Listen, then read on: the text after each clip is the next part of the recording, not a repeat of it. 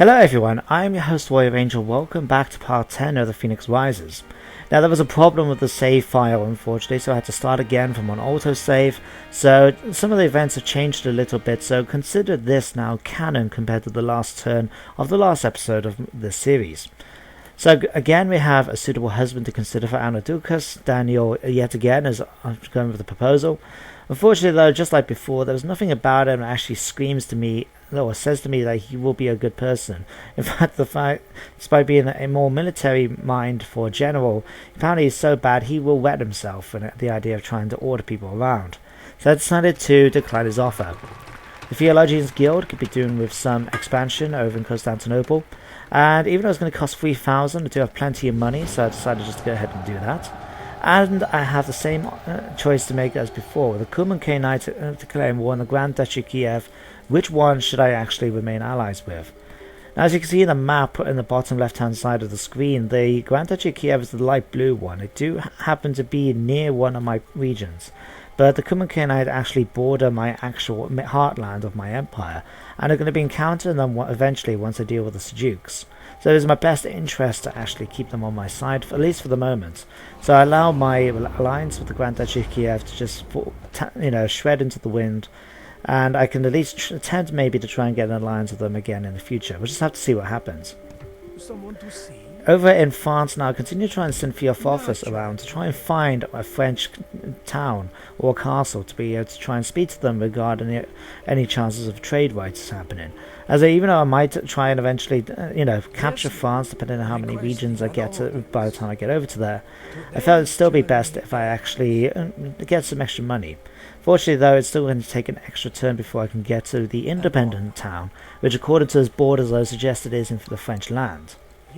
My other diplomat, Timotheus, continues to try and speak with the rebel general Limenios. I'm hoping to try and recruit him, because even though I don't care for him as a general, he's got 4 units of scouter toys, so I thought if it was going to be cheaper for me to actually bribe his forces than recruit them myself, I can get them a lot quicker.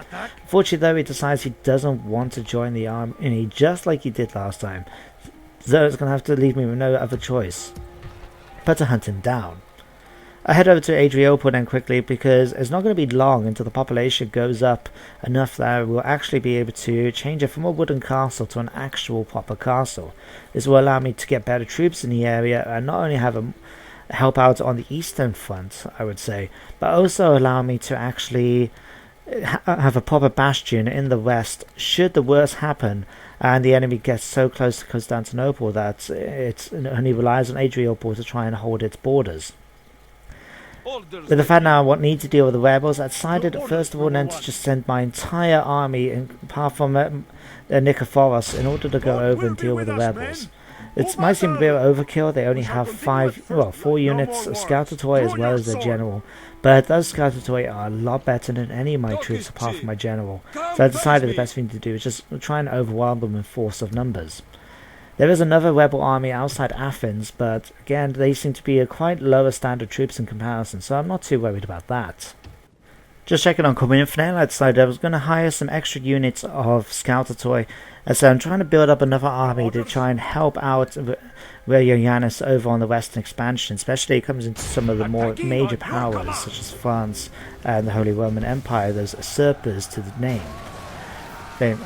My navy has a quick, clean victory outside Cadax against the Venetian army. Thankfully though, there wasn't that many ships there, and I do have quite a strong fleet. There is another army currently actually blockading the port near Corinth, but I'm not too worried about them at the moment, and instead I send my navy over to the beach near Athens and Corinth, as I am planning to try and at least send up 1 or 2 of those units of scouter toy and recruiting over to the east once more to try and help out over there. And then quickly pop over to Constantinople, where I realised after building a shipwright I now get access to fire ships.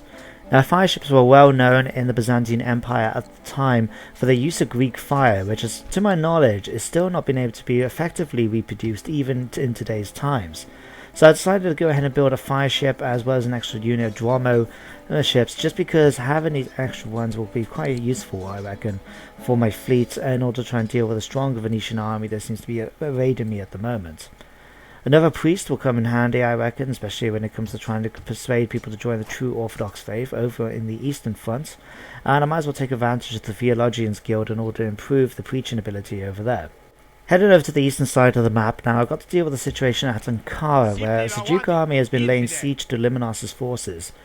But having a look at the enemy army, from what the scouts on the wall can tell, their army isn't that big, and I feel confident enough in Limenios' abilities to be able to actually drive away the besieging force at Ankara. So I decided to take the whole army and start the attack. My lord, should we spare any... Should give me a chance as well to have a look at things. The balance of power is in my favour. I do outnumber the men by opponents led by Captain Bakir by over 200 men. And having a look, it does seem they only have a couple of units. A unit Blister, some scouts, militia, some Turkish javelin men, and some horse archers. Nothing really to worry about, and I feel pretty comfortable with the fact that I reckon that Limenios will be able to win against these forces. But despite the fact that, with the balance of power, even if it had only been in my favour, I decided to fight it out on the battle map. Things where I feel I should be able to get at least a few less casualties than if I rely on the auto-resolve. So I'll see you in the map in just a minute.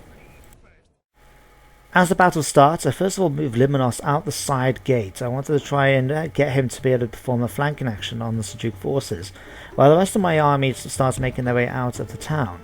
I was actually hoping that the Seljuks would stay where they were, but instead, as you can see, they actually decided to move away from the town to start forming up on the hill in the distance, so they, at least in their minds, they can have a bit of an advantage against my forces. Unfortunately for them though, they are going to be trying to push their Blister up to that join up on the hill, and pushing the Blister up is slow. These heavy war machines are going to cause some problems, and if they were able to actually stay there, they might have been able to use them against my forces that they were coming out the gate and actually cause some damage. But instead they run off, and the forces are running away far enough now that I can feel comfortable about sending a unit of quarter-toy spearmen in order to deal with the Blister crew and try and kill off as many of them as possible, while the rest of the army forms up outside the gate. A bit later on into the battle, my quarter-toy spearmen finally catch up with the enemy Blister crew. And I even try to fast forward time a little bit in order to just get it so they actually catch up a bit. And finally get into close combat. My quarter-toy ain't going to be the best in the world, but I'm hoping to at least try and stop them and try and kill off as many of them as I can. Although I did find out later on after the battle that even though I managed to kill most of the crewmen, still a few survivors left, that the enemy still managed to keep their Blister, despite the fact I managed to wipe them out. Oh well, we're leaving a few survivors. Because of the fact now that the rest of the Seljuks have decided to form up on top of the hill and leave these units of Blister to their fate, I had to move the rest of my people up in order to get ready to attack the enemy Seljuk forces later on. Limenios has continued his slow but steady advance around to the flank of the army. I'm hoping to be able to try and drive him home, where his devastating charge will hopefully cause quite a few casualties, and even try and drive off these lower, morally inferior troops and make them so they run away that much quicker. The Blister crew is slowly but surely being wiped out. Although they are surviving a little bit better than I was hoping for, considering they are numbered at this point 6-1 by my spearmen. However, the rest of my army now is continuing to make their way up now to join up with the force. I would send them in if necessary, but at this point then the crew actually retreats. The quarter decided to try and go after them, but they would have been extremely tired at this point after running all the way from the city gates up towards the crew and then fighting them, so I decided just to leave them there for the moment. The horse archers now decided to try and come down and cause some damage, and at this point I accidentally paused the game. But I tried to see whether or not I can at least catch up with them, but unfortunately the horse archers are going to run away.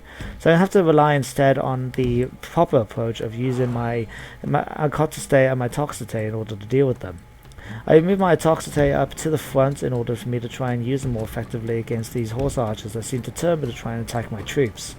Well, I moved my quarter back and then to form the defensive line for my other ranged units to be able to retreat into should I need to. Instead, the Turkish horse archers did surprisingly move. They couldn't seem to make up their mind whether or not they wanted to go towards Limenios' horsemen up on the flank, or to try and deal with the foot soldiers in front of them. So they decided to just stay where they are and allow me then to start bringing in my other archers and other units to attack them instead. Despite the fact these Turkish horse archers will be pretty good, when you're going up against 4 units of ranged units, including Toxite and Contestate, not really that comfortable about them doing a lot of damage. Again, my archers seem to be determined to be relying on using flaming ammo instead of normal ammo like I would have preferred, so I had to quickly make sure that was switched off. In the meantime, then my contestate get into position, and despite the fact they are taking some casualties from the enemy horse archers fire, seems to be doing okay.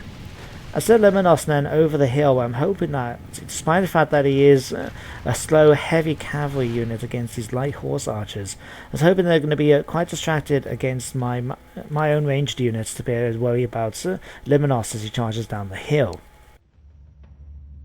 Quick, you sons of dogs! While the damn horse archers are distracted by our men on the bottom of the hill, we will be the hammers who drive them against the spears down below. Once the horsemen are dealt with, the rest of their army will be like pigs to the slaughter.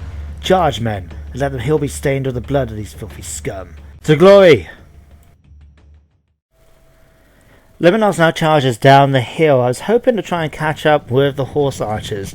They were too busy with the counterbar and circle that I was hoping that with the downhill charge and the extra speed, that I might just be able to keep up with them and be able to get them into hand-to-hand combat, where my bodyguard and my Thanatos are going to be in a lot superior position to be able to kill them.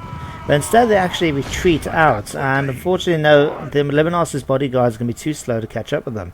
So instead I send Limenios and his warriors straight into a unit of javelin men that was just sitting there on the side, and against such superior quality troops, those javelin men are not going to be able to do that well. The rest of the bodyguards do seem to be taking their time though in order to try and get into hand-to-hand combat. But Limenios seems confident as you see that if we remain true and wholehearted, victory will be ours. The enemy's spear militias now are starting to charge forward into my troops. I actually didn't realise though that my Toxote were getting involved. So in that end I sent all my Kotoratoi to attack the spear militia and hopefully kill them off before they manage to kill all my Toxote. Limenios now has got caught with another unit of spear militia on top of the hill, but again, even though they outnumber him by quite a bit, I'm still pretty confident about his numbers, and I reckon that he will cause them to retreat soon. In fact, right now, as you can see, they started to rout, they're broken with only 16 survivors. Then the enemy general is actually fleeing as well. If I can wipe them out, that's going to be so much easier. So Limenios now, I tell him to try and attack the enemy, units as they start to retreat, but unfortunately though they're just casually taking their time as you do. And so I tell them to attack the Turkish horse archers that have come down the hill. Don't know whether they were trying to actually attack me or not. I'm not really sure, but it looks like they were trying to do a more suicidal charge now, which, even though they do have more numbers, again, the quality, I believe, beats quantity. And with that, the victory is mine. I spend a few seconds then just to try and clear up and kill as many of the enemy as humanly possible before I enter the campaign. Oh, sorry, the battle, I should say. So, I'll see you back in a moment, back on the campaign map. Back on the campaign map now, I did pretty well in that battle. Limenios only lost 100 of his men and in return managed to capture and kill over 450. I did have the opportunity then to decide to deal with the prisoners, but it's Limenios we're talking about here. He's not going to consider payment when he can kill Seljuks, so he decided to just go ahead and execute the prisoners. This left the army now pretty diminished, although I'm still annoyed to see they got their blister, which could do pretty well on a more open battlefield than trying to relieve a garrison force, for example. Unfortunately then, I did want to try and sort out retraining the troops that I used in the Battle of Limenios, but unfortunately I don't have any facilities in Ankara to be able to deal with this, at least for a little bit longer. So unfortunately then I'm going to have to wait a few more turns until reinforcements come available, and from then on I'll be able to actually see about retraining the men. I did move my mounted Aquitae down now so they can finally join up with Limenios' army.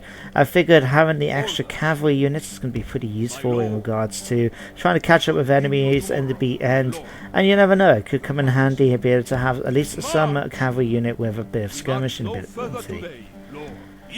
It's just a case now of quickly trying to move around the remaining of my armies over on the eastern side of the map just to see everything that needed to be done. I also noticed as well there was a few people I honestly thought they were actually priests for a second, but it seems like a few merchants have decided to arrive with the Seljuks outside Anconian. I'm not really that fussed if they want to try and get any of the trade resources in the area. After all, they won't be making that much given how close these resources are to them. But I decided to let them go for it. In order to try and find out what's going on in Caesarea, and then I move my priest to Monophas. I am absolutely terrible in these names at the best of times. If you watch any of my Let's Plays, you would know how it is. But now I have at least a bishop to be able to tell me what's going on a little bit over in Caesarea. And it seems pretty good. In fact, there is no actual enemies, various garrisons there. Pretty easy pickings for my forces. I also got the fact that that independent castle or town up in the north, even though it says independent on the campaign map, you can see that there is Duke borders going along it. So it seems pretty obvious at this point that in fact the Seljuks have captured it. So that could be a next target for Limenios and his army to deal with in an upcoming episode. Back over on the west now at Ragusa, I take the opportunity now that I've got some extra money in that to not only recruit and retrain my men some more, but also get some of these Satiate. Now these are more heavier units near my mounted aquitaine, not as good as my Scalariari as you can see down on the bottom there, but the problem is I haven't got the facilities to be able to retrain them as of yet, and even though they're pretty good troops, I'm going to be slowly but surely losing them, and I don't want to do that. So I'm going to keep the Scalarii around for a little bit and keep them as maybe a garrison force until I get the facilities in place to be able to replenish them. But then on the other hand, they is such a good unit and I don't really want to give them up and lose them. So I'm going to have to see about doing something with them. I might just merge them together in one unit or not. I'm not entirely sure. I'll have to think about it in a later turn. I do take it a second and just to go through and start building up another army for Heraclinos, who currently is residing in Ragusa alongside Ioannes. But I want to have a second army. In fact, my eventual plan is to have at least 3 armies on each side in order to be able to support one another and be able to actually attack enemies without having to worry about them trying to get through. For example, over on the east, I don't want anyone trying to come over the north while I focus in the middle, in the east and the south, bits of the Asia Minor, for example. I do have another priest now, Thessalonica, a man called Modestos, I believe I just saw. And I'm going to send it straight towards the Venetian town that's currently on my borders. It will be Ioannes' next target. It's going to take a couple of turns for him to arrive, and not only that, he's got a poor chance. So I changed my mind then, thinking about it, and decided instead to go and speak to the Venetian princess with him. Obviously, he's not going to be able to do much but find out more about her traits, but no doubts, it'll just give me the extra thing I'm going to be needing and give him more experience in the long run. Back in Constantinople now, I have to decide what to do with Zacchaeus.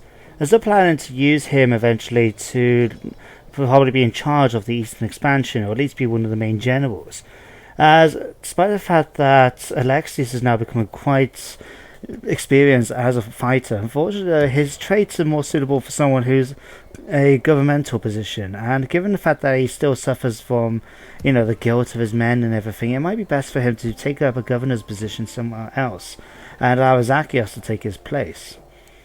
So, but in every case, I still need to build up a stronger armies and ensure that I got maybe even a third army for me to be able to lead the Eastern expansion in particular. Although, since my main allies, I don't know even why I said that, but the main enemy I'm going to be coming up against is the Fatimid Caliphate down in the south. As you can see, they do own a lot of land, and they are apparently one of the most powerful militaries in the world at the moment. So I need to have something in position to be able to counter that. Once everything was done then, I decided just to go ahead then and end the turn. At the start of my next turn then, I've been given a new mission by the Council of Nobles. They want me to blockade the port of Venice itself, the Venetian home province, and they want me to blockade it for 2 turns, and by doing so, it will give me some military units. I do have a strong fleet at this time. I should be able to do it pretty easily. And only 2 turns, and then with that I should hopefully be able to get some new units, which no doubt would probably be some crappy thing like boats, but every little bit helps.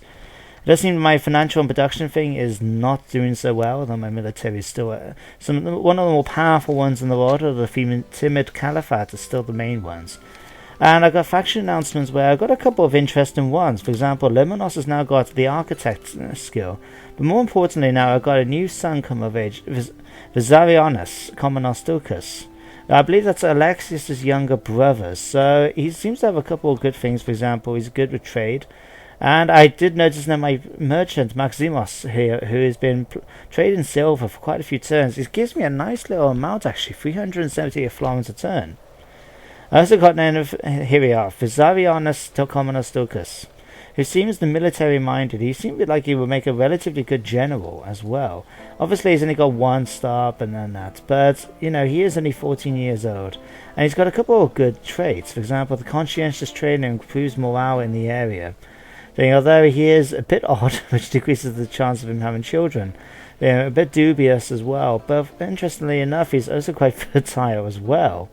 Some interesting things, at least it has a chance that his children, you know, more balances out in terms of the amount of children he's going to be likely to be able to have. He could be an interesting general, be able to lead one of the armies things, so we could have Zacchaeus, Ioannes, and Limenios over on the eastern front. I'll take a second and try and see if I can recruit any more of a Cortoi at Anconian, but unfortunately I can only recruit the 1 at this time. And it's a case then, I wanted to try and bring him along, so I'm still going to use Alexius, at least for the moment. And I decided I'm going to take the opportunity and attack this area straight on. I figured it's got such a poor garrison that 1 more turn will get me into position to lay siege to it, and from then on I should be able to capture a castle and be able to bring proper troops to the eastern front. With Alexius now leaving the town of Anconian, the governorship falls to Amintas.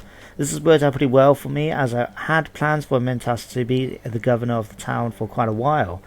And it's basically because of the fact that he is not a warrior, he's an administratively minded individual, so more suitable for a governorship rather than a general. So I figured that he would be able to take over there and hopefully get more money in the long run. Back at Constantinople, I sent the 2 ships that built, the fire ship and the droman, to join up with the main fleet. This should give me now a large fleet, capable of dealing with almost anything that the Phoenicians would try and throw at it for the most part, and should hopefully allow me to blockade the port as per the mission I was given at the beginning of the turn, later on once my fleet gets into position. I decided at Corinth in order to build up my armies a bit better and get better troops to replace them. The Cortoi I've been using, I hired another unit of blonde moment of Scoutatoy. And over Ragusa, not only do I build up another unit of Scoutatoy, but I also decided to build up 2 units of Stratote, even though it's going to take 3 turns for me to be able to recruit them. Unfortunately though, this does leave me with a lack of room in the army itself for me to be able to put them in without me having to sacrifice the space and to have them running around. So looking for my options, I decided that I was a bit unsure really what to do. I mean, was tempted to actually disband the cavalry, for example, but I thought, okay, 1 unit mounted I could take and go at the very least. And I was tempted then to send the other unit then, the cavalry, to be disbanded, but I decided I was going to keep them because you never know when a unit of mounted horse archers could come in handy. So I decided to just get rid of one of the Toxote units. Despite the fact that it is well defended, as well as have a little bit of experience, it should be relatively easy to replace them in the long run. So now this gives me plenty of room then to get the Stratote that I wanted, and should hopefully be able to use them against the Venetians later on. Once I've done that though, I think at the time when I recorded this, I was actually a bit flustered about what to do next. I was a case of looking through the different towns and that, especially in the western side, just to try and find out if there was anything that was worth building or recruiting as well. I did move into Hashian since I've now managed to get a couple of units, both on Conteste as well as Toxote. I decided to try and move them towards the centre where I can try and start forming the armies up into one central location. Unfortunately, it's still going to take a little while, and it does mean that until I can get more Scoutatoid, that the second army is not going to have the same quality as the one that Ioannes is currently leading. But you could argue that's also very appropriate, given the fact that Ioannes is the co-emperor, the heir to the seat of the empire itself. So I decided in the meantime just to go around and try and sort out some other things, including this. Alexius is now going to go to battle against the rebels, who do have a number of superior Scoutatoid troops. They're a lot better than my Cortatoid. But on the other hand, I do outnumber them by almost 2-to-1 odds. So I decided it was worth giving it a go, and went to the battle map. So see you in a second. As the battle started, I decided to go with a rather straightforward line. I was going to use my Toxote on the front to try and cause some casualties to the Scoutatoid, and then use my Cortatoids in order to be able to charge into them eventually. I was quite surprised to see that the enemy Scoutatoid at the moment were actually marching towards my troops before deciding, obviously they wanted to get into a better strategic position, and decided instead it would be best for them to go on top of the hill. and that forced me to try and climb up the steeper slopes in order to be able to join them. Fortunately though, I wasn't going to go for this, so I did try originally considering about going around the long way, but I didn't want my troops to get too tired. So I decided I was going to go with the original plan of using overwhelming numbers. This is something which I have to admit I'm not really a fan of. I'm someone who prefers to have a lot of quality troops rather than quantity. But in this example then I have no choice but to try and do that. So hopefully with the overwhelming firepower that my Toxicate can bring to the battlefield, compared to the enemy who has no missile troops of any kind, I was hoping that this would allow me to get some casualties against them before the battle actually started. It's just annoying that I had to try and get my troops in position, and as you can imagine it took quite a while for my troops to eventually catch up. After a few minutes of trying to move my troops around and get them into a formation near the enemy, and with the opponent's army actually trying to move it away from me as well, we finally get to the bit of the action. I decided I was going to try and take advantage of my overwhelming toxicity and try and get them in a position where they might be able to do some fire before the enemy gets up close. So I displayed them on the front line with my Cortatori spearmen behind, or Cortatori spearmen I should say, behind, and then my Conteste behind them so they can provide javelin support. My Emperor Alexius with his huge bodyguard of horsemen come up on the flank ready to charge up the hill. It's not the best, but it's going to have to do for the moment.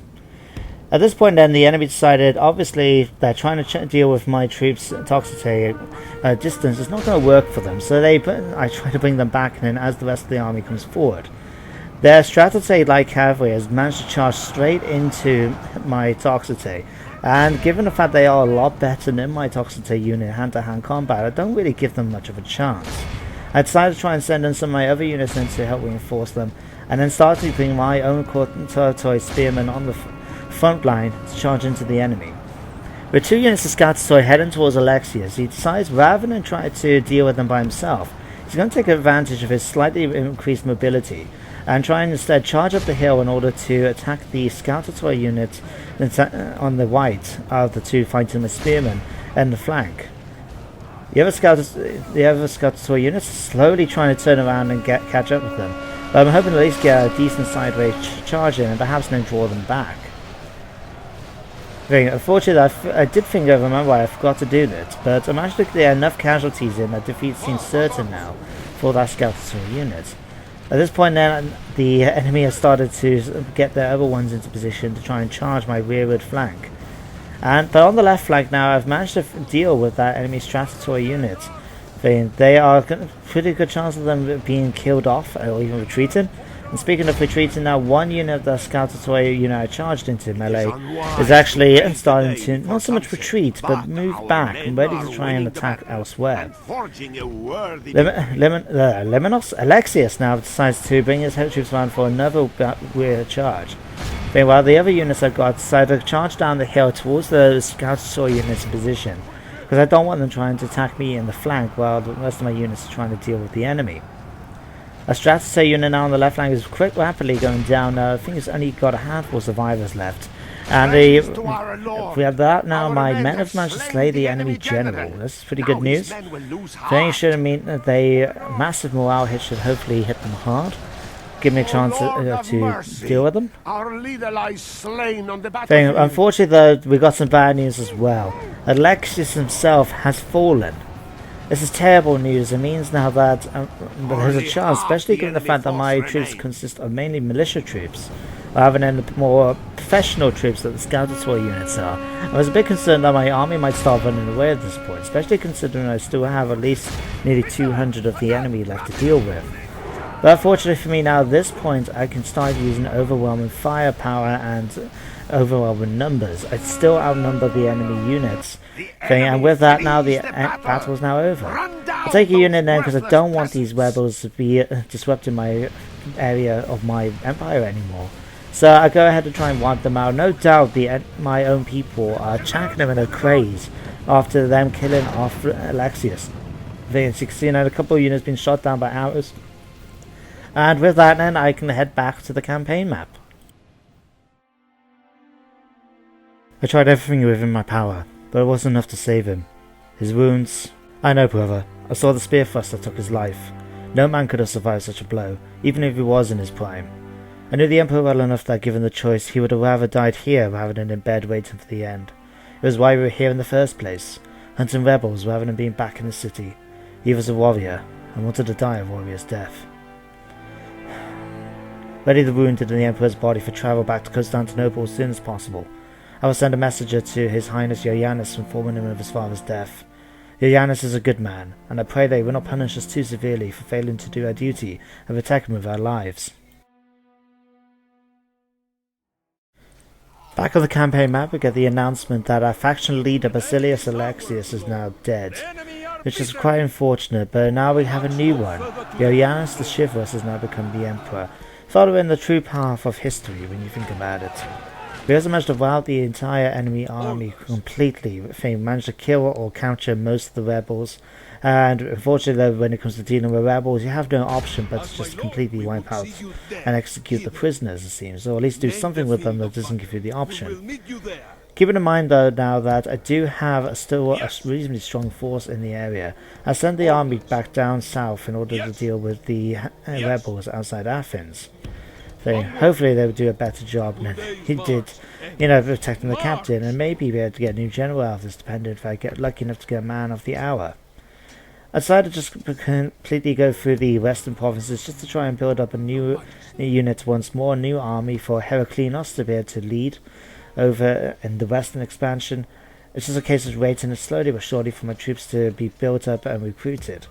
Fortunately though, it is one of those things in these games, it does take a little while, plus you have to wait for the troops to actually be enough. You can't just recruit 20 scouts in one go, you do have to take your time. Quite annoying, but it's one of those things. I'll take a second and just see if there's anything else I can really build with what little left of my money I've got. For example, in Corinth, I was considering building stonemason's huts because I thought that would give me an extra 5% in taxes. I decided that wasn't going to be the best thing to do. Heading over to Athens then, again, nothing there to worry about. And it's just unfortunate though, and I decided that since I got a little bit of time, and I'm going to have a few Scoutator units, what I can do, I can actually use the fleet I've got near Corinth to send off 2 units of Scoutator over to the eastern provinces to be able to join up with currently Alexis's army. And from there then I'll be able to carry on then and actually have a bit of a stronger army to deal with the Seljuks. Heading back over to the east, I just wanted to double check once more to see if anything I can be built will be built before ending my turn. As you can see now, a couple of things, I got spies moving around and diplomats. But I finally managed to get to Metz, where I decided to go for a straightforward trade rights agreement with the French, which they happily accepted. I didn't want to worry about going to making alliances and that right now, so I thought that would be the best offer. I did try to get a bit of map information though, but unfortunately they weren't going to go for it. Oh, sorry, I forgot, they actually did. I remember negotiating then. I could pay 1,000 florins per turn for 3 turns, but I decided instead I'm just going to make a single payment. I will offer 1,000, I've got a bit of money and I'm feeling a little bit generous, so I decided to make the offer. They just rejected, but they only wanted an extra 200 florins roughly, so I decided just to accept it. There wasn't anything else I needed to worry about then, so I decided just to move on then. I watched as my other troops start getting into position before ending the rest of my turn. At the start of my next turn, and the final turn for this episode, I get the notification that the King of France is dead. Now this is quite an interesting coincidence considering I just signed some trade rights with them earlier, so I'm hoping that my diplomat isn't one of those suspected of foul play, assuming of course that he died in less than natural circumstances. The Republic of Venice apparently have sent an agent to Belgrade, which is quite naughty of them, but then I've managed to kill him off, so it's not going to be that much of a threat. Just going for the other stuff now, my military ranking has increased, but the Fatimid Caliphate is still the highest one at the moment. This is going to be quite annoying considering I will be facing them eventually once I've dealt with the Seljuks, but hopefully by that point my army would have been a lot better. I've also got a couple of towns and places to upgrade, mainly these island settlements such as Nicosia here as well as Kadax. Now, I'm not going to complain, it gives me extra money, and once I'll be able to upgrade the settlements, as I said, I've been using them for trade, so it should be okay. Thanks to Alexi's death now, a couple of things have changed. Zacchaeus, for example, has become the Erpacht of Constantinople thing, as well as the fact that Ioannes, as the new emperor, has got the banner of the emperor, and maybe because they're worried about his own death because of his father's, he's got himself a guard dog. And funny enough, Limenios has now got himself a pagan magician among his platoon, which means he's going to have less piety, but I've never considered him to be too worried in regards to his piety levels. Have a quick look. Belgrade has now finally been upgraded now to a large town. This gives me access to a marketplace as well as a few new upgrades. And given the fact that public order has sorted itself out a little bit, I decided to take a risk and lift up the public order just a little bit in order to try and take advantage of the extra wealth we're going to be able to make from it. Sofia now is upgraded to a castle at the same level of development as Corinth, for example, and Ragusa. This allows me to get quite a few units, and given its proximity in the centre of the empire, should hopefully allow me to get a variety of different units either to the east or to the west as necessary. Finally then, I just have a quick look to see what the diplomatic information is. Hungary now, my allies, are actually at war with the Republic of Venice. Pretty much a good news for me, although I hope that it doesn't mean to the situation I'm going to have to go to war with my allies in order to try and get the lands that belong to me. With all the notifications done now for this turn, I decided to bring the episode to a close. So I do apologise for the lateness of this episode in particular, and also to apologise for the fact that the next episode now will not be coming out for another 2 weeks. This is because I'm going to be going away for next week and I won't have the time to actually bring it out on time. So it's going to be another week. So I hope you guys join me then for the next episode of The Phoenix Rises.